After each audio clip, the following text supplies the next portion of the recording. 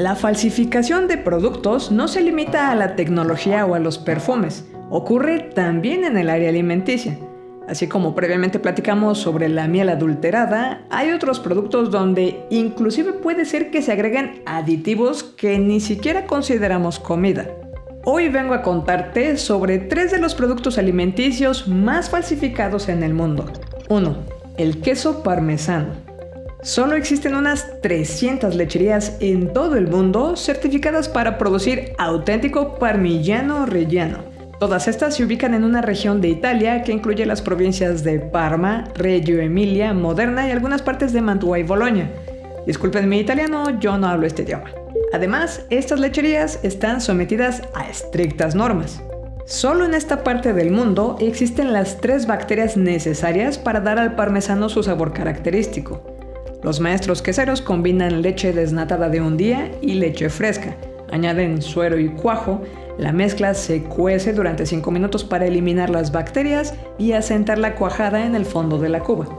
Los queseros colocan el producto en moldes y añaden plantillas para identificar el queso como auténtico. Se lleva todo esto a la salmuera para formar una corteza y luego a una enorme sala de maduración donde pasan entre 1 y 10 años. Se requiere que pase al menos un año para que aparezcan estos cristales de sabor umami en la superficie del queso. A mayor añejamiento, más formación de cristales.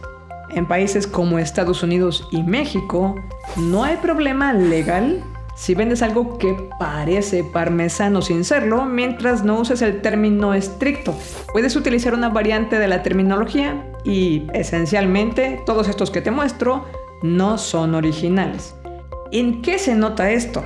Para empezar, dicen parmesano en lugar de parmigiano reggiano. Dicen que fueron fabricados en otros lugares distintos a donde existe la denominación de origen. Y por ejemplo, en este caso, dice que el añejamiento es de solo 6 meses. En este punto, podríamos decir que la afectación es principalmente de índole económica. Los fabricantes originales están perdiendo parte del mercado contra estos productores que utilizan el nombre.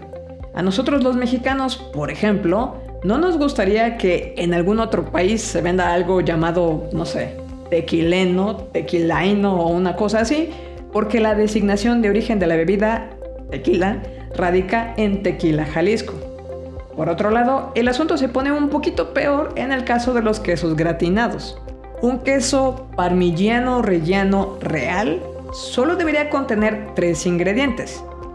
El primero es la leche, producida en esta región de Parma Reggio que mencionamos antes y con menos de 20 horas desde que se extrajo de la vaca hasta el inicio de la fabricación del queso. Sal y en tercer lugar, cuajo, que es una enzima natural que mejor otro día les cuento de dónde sale.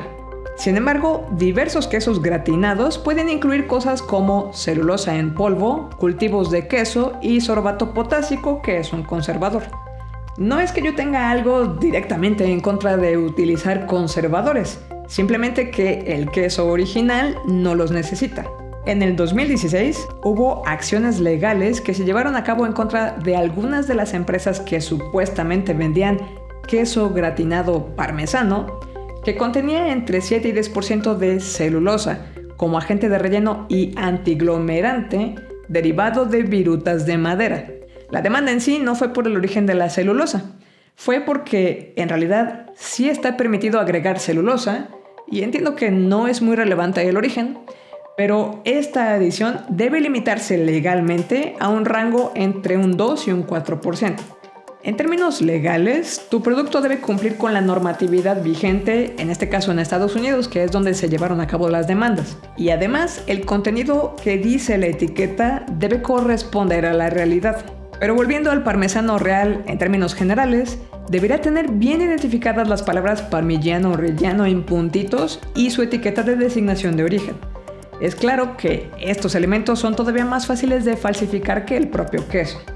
De ahí que una medida novedosa que se está explorando es la de incorporar microtransmisores comestibles que los compradores puedan escanear para corroborar la autenticidad del queso.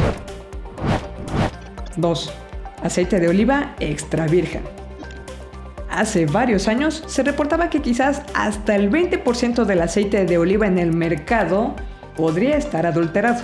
Las prácticas fraudulentas en la industria del aceite de oliva incluyen el etiquetado incorrecto, la adulteración intencional y la venta de aceites de menor calidad como si fuera realmente aceite de oliva extra virgen.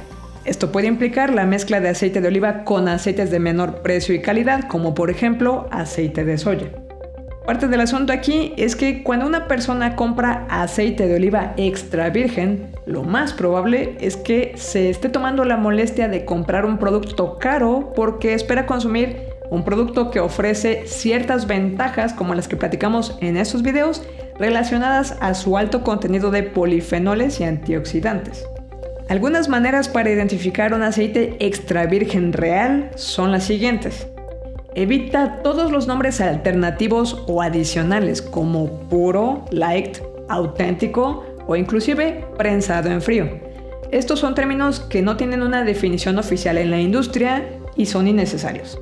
La fecha de recolección es relevante. Las aceitunas solo se recogen una vez al año a finales de otoño. Si la botella tiene una fecha de cosecha dentro de los últimos 12 a 14 meses, el aceite de esta botella puede considerarse fresco. Busca información específica en las etiquetas, por ejemplo, la región del cultivo, la variedad de aceituna utilizada, las notas de sabor, etc. Las botellas con más información de este tipo, que es específica, tienen menos probabilidades de haber sido diluidas. Es recomendable buscar productores que sometan a sus aceites a pruebas realizadas por terceros y documenten esta información de manera pública, por ejemplo, el recuento de polifenoles o los niveles de ácidos grasos libres. Estas son medidas importantes de la calidad del aceite. Busca sellos de un certificador externo como el Consejo del Aceite de Oliva de California o el Consejo Oleícola Internacional. 3. Café. Los productos de café falsificados adoptan diversas formas, desde café diluido hasta mezclas que contienen granos de calidad inferior. Hay más de 100 productos que se utilizan para falsificar café. El adulterante más común es la achicoria, que es más barata que el café en grano, pero tiene un sabor parecido. En algunos casos, el café en polvo se mezcla con ingredientes como cereales, malta, maíz, cáscaras de café, soya, ramitas, cebada, trigo, achicoria, como ya mencionamos, centeno, semillas de acai e inclusive vil tierra.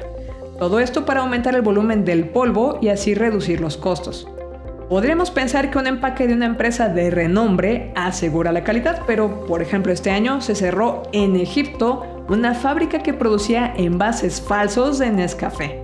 Este tipo de producto falsificado que parece ser de Nestlé pero no lo es, ha sido encontrado previamente en venta en lugares como Alemania y Países Bajos. Inclusive la famosa cadena cafetera Starbucks ha sido víctima de falsificaciones. En 2020, esta empresa demandó a uno de sus proveedores chinos por venderle café falso. En este tema existen riesgos potenciales que pueden llegar a afectar a algunos consumidores. Básicamente, el café falsificado puede contener sustancias nocivas o alérgenos. Me parece que algunas empresas están buscando alternativas de manera que el consumidor pueda igualmente escanear algo en la botella o el empaque y con ello verificar la autenticidad del producto. Mientras tanto, quizás quieras comprar el grano entero y tú mismo molerlo. Suscríbete al canal y comparte nuestro material. Recuerda que puedes apoyar la creación de contenido con pequeñas donaciones como lo hacen ellos. Muchas gracias.